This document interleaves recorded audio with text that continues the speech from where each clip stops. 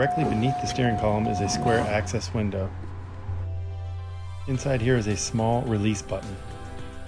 Simply push the button and release the key. But to permanently fix the problem, you must access a micro switch on the gear shift lever. Remove the center console. There is 8 9/32 bolts and 2 10mm bolts that hold up the armrest that need to be removed.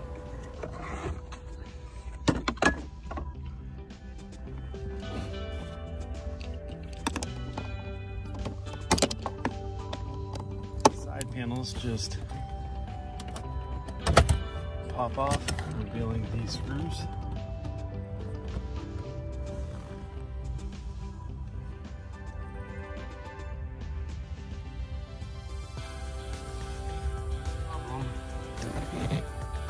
With the key is this is not making contact. So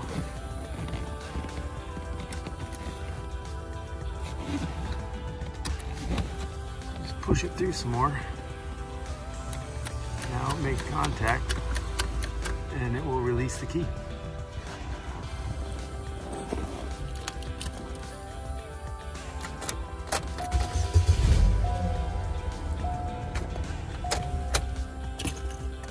Now it works. Just gotta put everything back together.